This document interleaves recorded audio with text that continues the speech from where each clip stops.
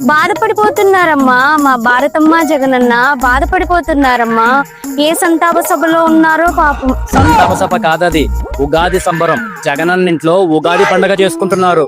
పండగనా? మరేదో ఎవరో పోయినట్టు ఫేస్లేంటి అలా పెట్టారు? వాళ్ళకి నచ్చనిది నలుగురు కోసం సచ్చినట్టు చెయ్యాలంటే ఇష్టంగా చేస్తామా, ఇబ్బందిగా చేస్తామా?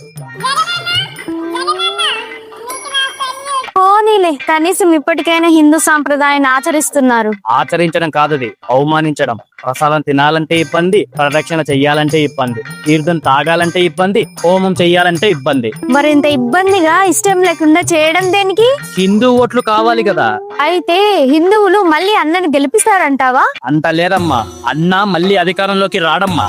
ఎందుకు? ప్రభుత్వంలో ఉన్నప్పుడు ఎప్పుడైనా సతీ సమేతంగా గుళ్ళకు పోవడం కానీ పూజలు చేయడం కానీ చూసావా? ఇప్పుడు వచ్చి అరాకొర పూజలు, అర్ధరహితంగా హోమాలు చేసేసి హిందువుల ఆచారాన్ని అవమానిస్తుంటే కనుక్కోలేనంత మూర్ఖులు కాదు మా హిందువులు.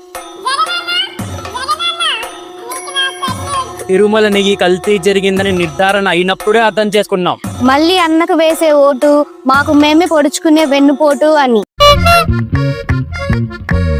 కెమెరా వస్తా ఉన్నావు, నన్ను ఫాలో అయిపో.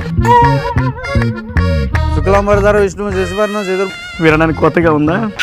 నాకు అలాగే ఉంది. లేకపోతే ఓట్లు రావు, విన్నట్టు నటించు. మీ గోత్రం ఏంటి? అసలు గోత్రం అంటే ఏంటి? మీ గోత్రం ఏముంటుందిలే, దొబ్బేసే గోత్రం, నమ్మితే దబ్బేసే నక్షత్రం. ఇదేదో మనకు ఉపయోగపడేటట్టున్నాయి, రాసి పెట్టు. అమ్మా బొట్టు పెట్టుకున్నారా? పెట్టుకున్నానండి. సూక్ష్మదర్శినితో చూసినా కనిపించినంత సూక్ష్మంగా పెట్టుకున్నారు.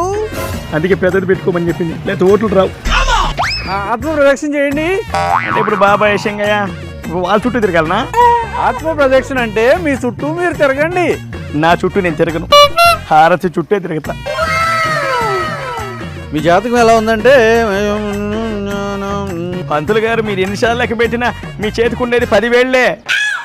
మీకు 11 ఉంటాయేమో, ఒకసారి చూసుకోండి.